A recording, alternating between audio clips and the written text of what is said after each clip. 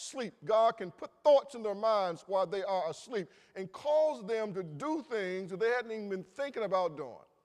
So Jesus says to his disciples, if anybody asks you why you're taking the donkey and the coat, just tell them that the Lord has need of them. God is strategically placing people out in business world, the financial world, the housing world, the education world. God has his people sprinkled all over the place. And God can have someone there that knows him and that loves him and that believes in him and trusts in him and that they want to advance God's kingdom, and then God brings you into contact with them and you will not know why the Lord is blessing you through this person. Can I just testify briefly?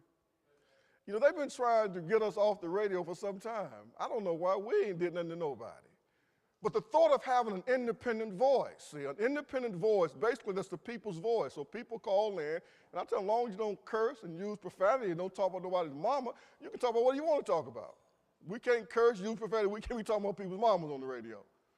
Y'all should understand the depth of that, importance of that. Y'all from the neighborhood. And so we have a lively conversation, a lively discussion about a whole host of issues. And so they've been trying to silence that voice, trying to come up with technical reasons as to why.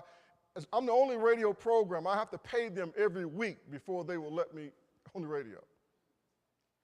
And so we got into a real situation with them down there. And the guy who was assigned, listen to this, the guy who was assigned to my account, I didn't know him from nobody. And he saw what was going on. And I had no idea that he was fighting internally, saying, y'all cannot do that. That's not right. That's not fair. And so he was able to prevail about getting to attend to some higher-up manager. I didn't know all this fighting was taking place. And after it was all over and said and done with, and then it all came out.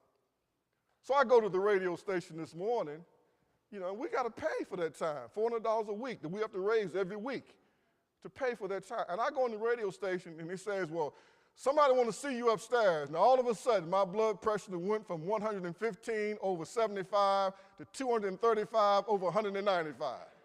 You know what I'm saying? Because I know this is not going to be good. This is not going to be good. It's going to be some issue, something they didn't say it, somebody didn't say it, and we didn't protect the airwaves and all that type of nonsense. So I go upstairs to the top of the building, and I go in, and the guy said, I just want you to know that I really support what you're trying to do. I know you're trying to rally the community. I know the community needs a rallying point to speak to the good things that the community is doing and not just all the negative things that's happening in the neighborhood. If you hear negative all the time, you start believing there's only negative things happening. So you got to celebrate the success. You got to celebrate the good things, and you got to give people the opportunity to call in and talk about the good things that's happening in their lives. That's how you lift the spirit of a community. So he hands me an envelope. And I go back downstairs, and I open the envelope, and I was expecting to see $100, and it was a $1,000 check. And I said, the Lord sure is good. yeah, give the Lord some praise, because we needed that, because had we not gotten that, may not have been on next week. My point is, that's how God can work. Who can God use? God can use anyone, and he will use anyone that will avail themselves to be used by him. And God can move in people's lives, and they don't even know that God is moving in their lives to bless you and open a door for you when you really want to do the Lord's will. It's not about what the teacher said or the teacher didn't say, what the principal said, what the principal didn't say. If you're determined, I'm going to get an education, if anybody in this school get one, I'm going to get one. Now, if nobody gets one, then I will conclude it's impossible to get one out of this school.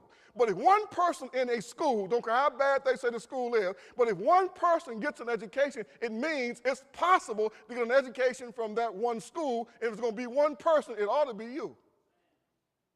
It ought to be you.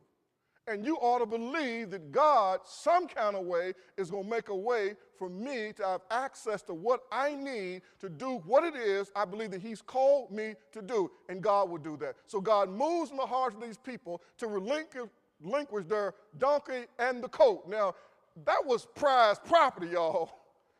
That was like relinquishing an Escalade. I mean, you'll have a donkey and a foal. I mean, you could pull a whole lot of stuff, tote and pull. That was the means of transportation. It was also like having an 18-wheeler to be able to pull stuff, you see. For them to relinquish it simply because the Lord had need of it. God has need of you.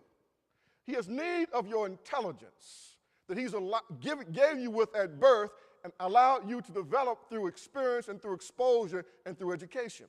He has need of your talents, the skills that he endowed you with and you developed through exercise, through discipline, and through determination.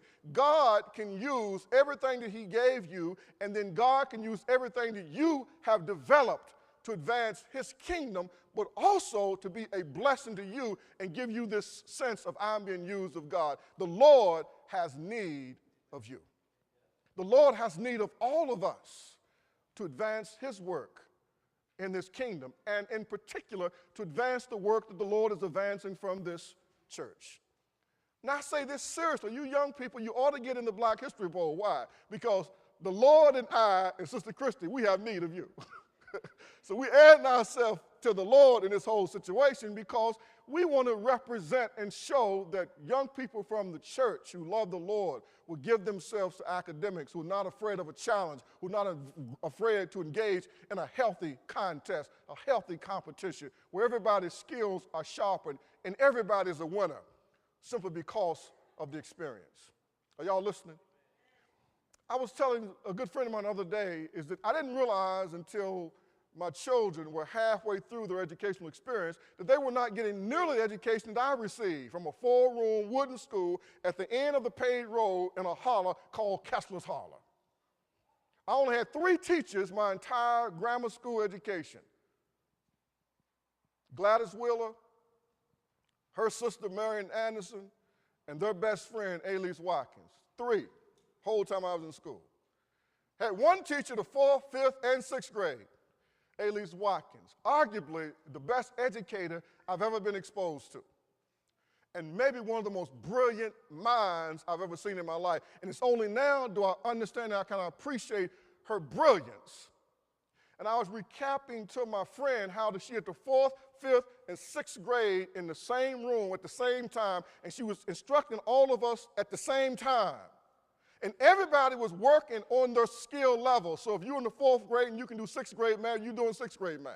If you're in the 6th grade but you can't read on the 4th grade level, no, you can give you the 6th grade book because you can't read it.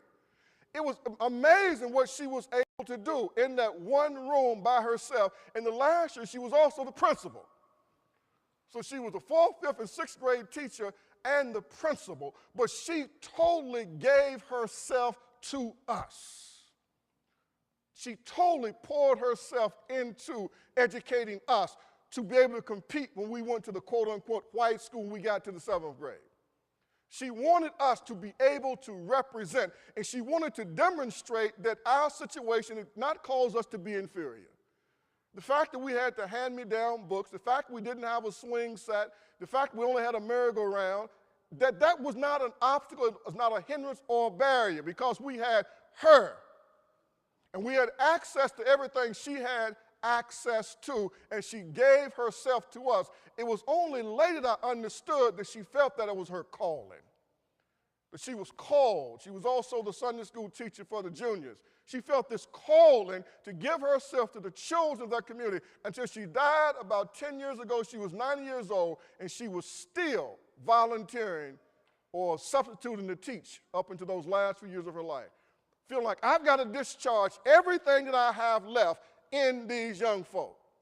So when I shared with y'all last week, that's why I'm sharing it this week, it broke my heart when I saw that my beloved Mount Hope school system has been taken over by the State Board of Education. And that my beloved Mount Hope is last in math in the whole state. And when I was there, they were producing engineers.